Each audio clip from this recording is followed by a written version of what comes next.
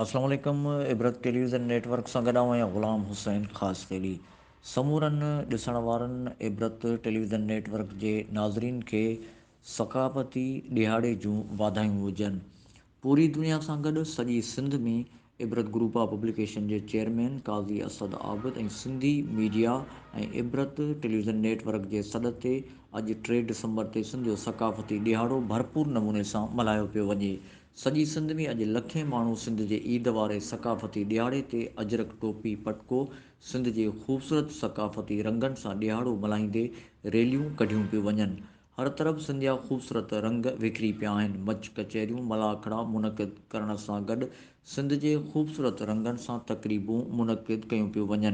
इबरत group of publication जे chairman Qazi Asad Abid चयो आहे त सिंध हज़ारें सालनि जी तारीख़ रखण वारी सक़ाफ़ती धरती आहे। सिंध जो मोहबत अमन प्यार वारो पैगाम पूरी दुनिया में पहुतल आहे। सिंध हमेशह प्यार जो पैगाम ॾिनो आहे ऐं सिंध हमेशह अमन ऐं मोहबत जो पैगाम सॼी दुनिया ताईं पहुचायो आहे। हमेशह मोहबत ऐं प्यार सां सिंध महिमान नवाज़ीअ जो बि किरदारु अदा कयो आहे। सिंध हारी कमेटी तरफ़ां हैदर चौक ते सक़ाफ़ती ॾिहाड़े जे हवाले सां मच कचहरी मुनक़िद कई वई। सिंध हारी कमेटी जे मरकज़ी सदर समर हैदर जतोई ऐं ॿियनि समय हारी अॻवाननि शिरकत कई। जॾहिं त क़ौमी अवामी तहरीक तरफ़ां कासमाबाद में मच कचहरी मुनक़िद कई वई। क़ौमी अवामी तहरीक जे सरबराह अयाज़ लतीफ़ अली जी चयो आहे त सिंध अमन मोहबत ऐं प्यार जी धरती आहे। सक़ाफ़ती ॾिहाड़ो भरपूर नमूने सां मल्हाइण जो मक़सदु आहे त सिंध हमेशह अमन ऐं मोहबत जो पैगाम ॾिनो आहे। सिंध तरक़ी पसंद पार्टी जे चेयरमैन डॉक्टर कादिर मक्सी चयो आहे त सिंध हज़ारें सालनि जी तारीख़ रखण वारी धरती आहे। सिंध अमन ऐं प्यार मोहबत जो पैगाम ॾिए थी।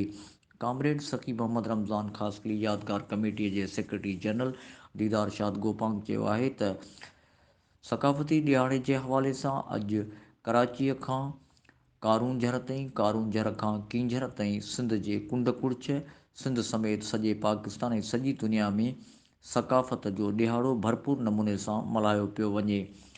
कराची, हैदराबाद, मीरपुर ख़ास, शहीद बेनज़ीराबाद, नवाबशाह, सखर, लाड़कानी डिवीज़न समेत सिंध जे शहरनि तोड़े ॻोठनि में भरपूर नमूने सां सिंध जो सक़ाफ़ती क़ौमी ईद वारो ॾिहाड़ो मल्हाईंदे रैलियूं कढियूं पियूं वञनि।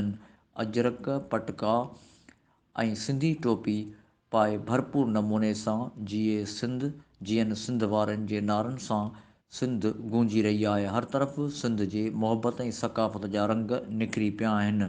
जॾहिं त सिंध जे सक़ाफ़ती ॾिहाड़े जे हवाले सां सिंध जा सक़ाफ़ती खाधा बि तयारु कया विया आहिनि।